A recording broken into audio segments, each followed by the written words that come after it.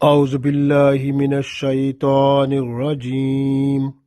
بسم الله الرحمن الرحيم. إن الذين كفروا وماتوا وهم كفار فلن يقبل من أحدهم ملء الأرض ذهبا ولو افتدى به أولئك لهم عذاب أليم وما لهم من ناصرین۔ عزیز دوستو، السلام علیکم ورحمۃ اللہ وبرکاتہ۔ سورہ آل عمران آیت نمبر 91 تلاوت کی ہے۔ اس میں اللہ تعالیٰ ارشاد فرماتا ہے، وہ لوگ جو کافر تھے اور کفر میں ہی مر گئے تو اگر وہ زمین بھر سونا بھی دیں تو وہ بھی قبول نہیں کیا جائے گا۔ گویا ان کے لیے عذاب اللہ کا وہ ہر صورت ملنا ہی ملنا ہے، اور بڑا دردناک عذاب ان کو ہونا ہے، اور کوئی وہاں پر ان کا مددگار بھی نہیں ہوگا۔ تو اللہ تعالیٰ نے دنیا میں مکمل طور پر اپنا پیغام پہنچا دیا ہے کہ جو کفر پر ہیں اور کفر پر ہی مر جائیں گے تو پھر ان کے لیے عذاب سے چھٹکارا ممکن نہیں ہے۔ پڑھتے ہیں، ارشاد ہوتا ہے، ان الذین، ان بے شک، الذین وہ لوگ، کفروا جو کافر ہو گئے، ان الذین کفروا بے شک وہ لوگ جو کافر ہو گئے، وماتوا اور وہ مر گئے، وہم اور وہ کفار کفر کی حالت میں تھے، یعنی وہ کفر کی حالت میں ہی مر گئے۔ ان الذین کفروا بے شک وہ لوگ جو کافر ہو گئے، وماتوا اور وہ مر گئے، وہم کفار اور وہ خود کفار کی حالت میں ہی دنیا سے چلے گئے، فلن پس ہرگز نہیں، یقبلا قبول کیا جائے گا، من احدہم ان میں سے کسی ایک سے بھی، ملء الارض زمین بھر، ذہباً سونا، یعنی اگر وہ زمین بھر سونا بھی دینا چاہیں تو وہ قبول نہیں کیا جائے گا، عذاب سے بچانے کے لیے نہیں قبول ہوگا۔ والا وفتدا اگرچہ وہ بدلہ دیں، بہی اس کو، یعنی سونا، زمین بھر سونا اگر بدلے میں دیں اور کہیں کہ اللہ تعالی ہمیں عذاب دوزخ سے نکال لے، تو اللہ فرماتا ہے ایسا نہیں ہوگا۔ ان کا یہ لالچ جو دیں، یہ رشوت اور لالچ یہ دنیا میں چلتا ہے، تو آخرت میں نہیں ہوگا، اور اللہ تعالیٰ کے ہاں ایسی بات کچھ نہیں ہوگی۔ اور یہ اللہ تعالیٰ نے مثال دنیا کے لیے دی ہے کہ دنیا میں آپ یوں سمجھتے ہیں کہ بھئی ہم کچھ مال دے کر اپنی جان چھڑا لیں گے، لیکن آخرت میں چاہے آپ زمین بھر سونا ہو، جتنی زمین ہے اس کے برابر بھی اگر سونا ہو، اور وہ آپ دے کر آپ کہیں کہ ہم اللہ تعالیٰ ہم سے عذاب دوزخ چھوڑ دے، ہمیں عذاب سے رہائی مل جائے، اور یہ جو دردناک عذاب ہے ہم سے ٹل جائے، لیکن اتنا زیادہ سونا دینے کے باوجود بھی وہ نہیں ٹلے گا۔ گویا جو کافر ہیں اور کفر کی حالت میں مر جاتے ہیں، ان کے لیے کوئی راستہ نہیں ہے سوائے عذاب الہی کا، جو ان پر ہمیشہ ہمیشہ ہونا ہے۔ تو آگے ارشاد ہوتا ہے، اولئک یہ وہ لوگ ہیں، لہم جن کے لیے عذاب ہے، علیم دردناک، یعنی یہ وہ لوگ ہیں جن پر جن کے لیے دردناک عذاب ہے، وما لہم اور ان کے لیے نہیں ہے، یہاں پر ما کا مطلب نہیں، وما اور نہیں، لہم ان کے لیے، من ناصرین، ناصر یعنی کہ مددگار، تو ان کے لیے کوئی مددگار نہیں ہے، یعنی کوئی ان کے مددگار بھی نہیں ہوں گے۔ پھر پڑھتے ہیں اس کو، ارشاد ہوتا ہے، ان الذین کفروا وماتوا وهم کفار فلن یقبل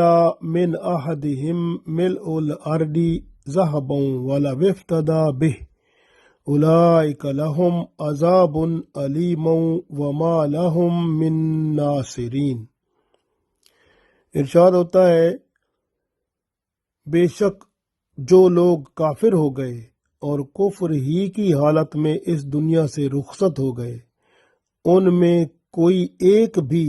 اگر اپنے آپ کو سزا سے بچانے کے لیے زمین بھر سونا بھی فدیہ دے دے تو اس سے قبول نہیں کیا جائے گا۔ ان کے لیے دردناک عذاب تیار ہے اور ان کا کوئی مددگار بھی نہیں ہوگا۔ یعنی جو لوگ کافر تھے اور کفر کی حالت میں اس دنیا سے رخصت ہو گئے تو ان کا چھٹکارا ممکن نہیں ہے، ان کو ہر صورت میں دردناک عذاب ملے گا۔ دنیا میں دوسروں کو سمجھانے کے لیے اللہ تعالیٰ نے یہ مثال بیان فرمائی کہ یہاں پر تو لوگ اپنا مال دے کر اپنے آپ کو بچا لیتے ہیں، لیکن قیامت میں اگر زمین کے برابر بھی سونا کسی کی ملکیت ہو اور وہ اسے اللہ کو دینا چاہے اور کہے کہ اس کے بدلے میں مجھ سے جو عذاب ہو رہا ہے اس کو ٹال دیں، تو اللہ کا عذاب ٹل نہیں سکے گا، عذاب ان پر ہر صورت ہوگا۔ اور اس لیے اللہ تعالیٰ نے یہ ارشاد فرما دیا کہ یہیں پر ہی اپنی اصلاح کر لو، ایمان کامل یعنی اسلام کو قبول کر لو، پھر اسلام میں اپنے ایمان کو مکمل کر لو اور پھر اپنے اعمال کو صالح کر لو، نیک بنا لو اور زندگی اچھی گزار کے آخرت کو بہتر بناؤ، تاکہ یہیں سے ہی آپ کی آخرت کا جو فیصلہ ہے وہ ہو جائے اور جنت میں جانے والے بن جاؤ۔ لیکن جو لوگ کفر میں رہے اور کفر میں آگے بڑھتے گئے اور دوسرے لوگوں کو بھی کفر کی طرف ہی بلاتے گئے، گمراہ کرتے گئے، تو پھر چاہے وہ امیر ہوں، دولت مند ہوں، تو قیامت کے دن ان کی امارت اور دولت مندی کوئی کام نہیں آئے گی۔ اور اللہ نے فرما دیا کہ اگر زمین بھر سونا بھی کوئی دینا چاہے تو وہ بھی قبول نہیں ہوگا۔ تو گویا اس کا مطلب یہ ہے کہ جو سزا ملنی ہے اس میں کوئی کمی نہیں ہونی، وہ سزا ہمیشہ ملے گی اور وہ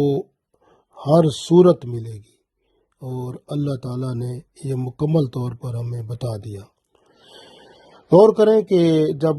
مدینہ شریف سے 12 لوگ جو تھے مرتدین، یعنی کہ جنہوں نے اسلام قبول کیا اور اس کے بعد وہ اسلام چھوڑ کر مکہ میں جا بسے اور ان لوگوں کے ساتھ مل گئے جو مکہ میں مشرکین تھے،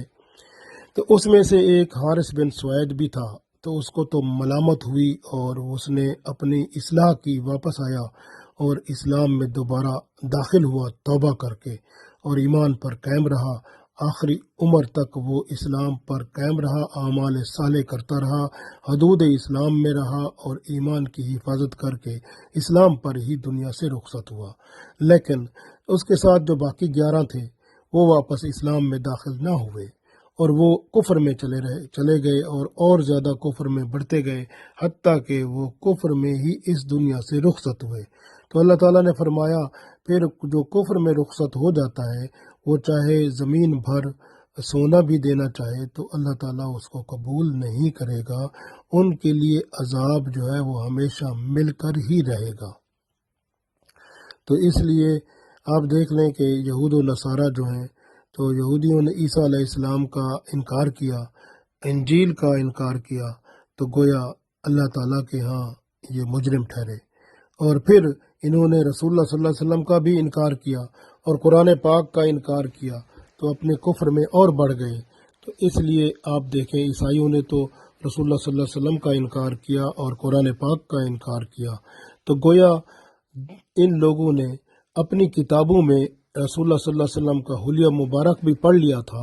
وہ آپ صلی اللہ علیہ وسلم کی حقانیت کو پہچان چکے تھے، کیونکہ ان کو اپنی کتابوں سے مضبوط اور واضح دلائل مل چکے تھے، اور جس کی بنیاد پر یہ رسول اللہ صلی اللہ علیہ وسلم کو بھی پہچان چکے تھے اور قرآن پاک کو بھی، اور اس پر ایمان پہلے سے ہی لا چکے تھے۔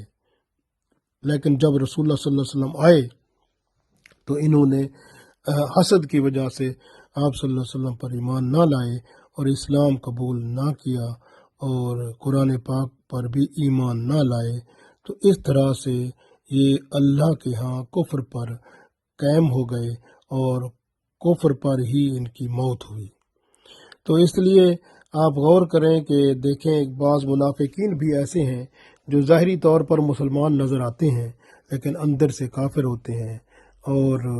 وہ مسلمانوں میں تفریق پیدا کرتے ہیں، لڑائی جھگڑا پیدا کرتے ہیں، اور ہمیشہ کوشش ان کی یہی ہوتی ہے کہ اسلام کو نقصان پہنچے، جتنا زیادہ ان سے ممکن ہو